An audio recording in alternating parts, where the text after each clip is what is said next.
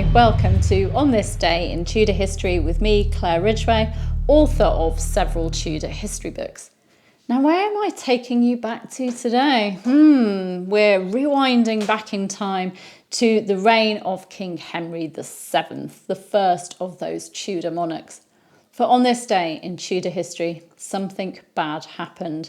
The 2nd of April, 1502, Arthur, Prince of Wales, son and heir of King Henry VII and his wife Elizabeth of York, died at Ludlow Castle in the Welsh Marches.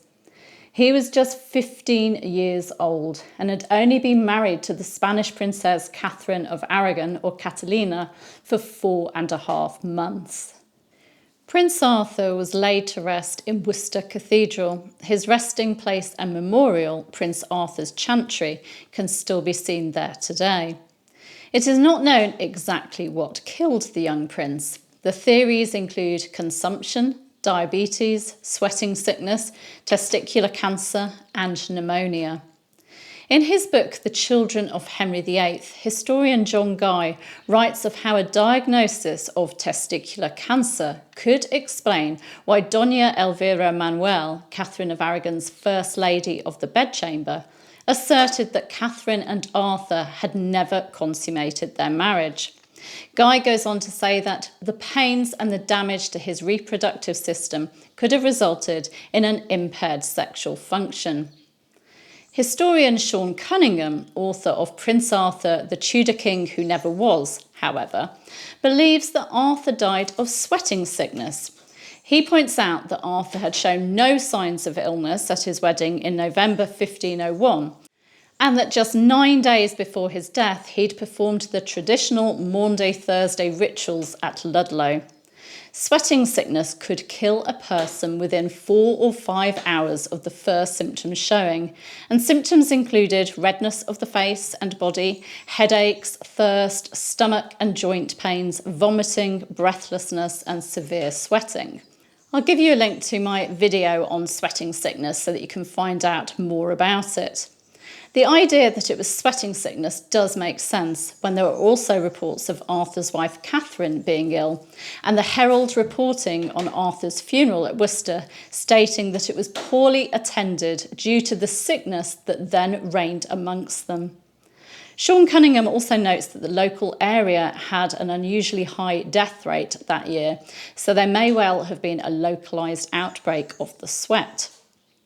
Medical anthropologist and author Kyra Kramer believes that Arthur, his nephews, King Edward VI and Henry Fitzroy, might have died from a genetic condition, that of atypical cystic fibrosis.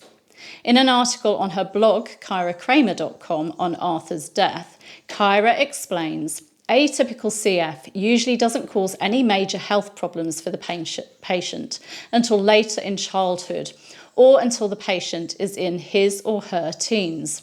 Atypical CF would explain why some eyewitnesses reported Arthur as being healthy, while others described him as seemingly delicate. His perceived health would depend on whether his atypical CF was causing him issues at the time, and whether or not you were aware of his chronic cough and/or indigestion. However, his lungs would have been internally weakening until a cold or flu virus caused one final fatal round of bronchitis. It's an interesting theory. News of Arthur's death reached the royal court at Greenwich Palace on the 5th of April 1502 when a messenger arrived from Ludlow. The king's confessor was tasked with breaking the news to King Henry VII. The king and queen were, of course, devastated at the news. 10-year-old Prince Henry was now heir to the throne. But Elizabeth of York obviously felt the need to provide her husband with a spare, and she quickly became pregnant. Unfortunately, both mother and baby, a daughter Catherine, died in February 1503. Prince Henry became King Henry VIII following the death of his father in April 1509, and he married Arthur's widow, Catherine of Aragon, on the 11th of June 1509. Now, I'll give you a link in the description to this video to my video from last year for another On This Day in Tudor History event. You can subscribe to this channel by clicking that button just there. You can hit the bell to be notified as these videos go live, and you can give me a like and leave a comment. Thank you for joining me. See you tomorrow. Bye-bye.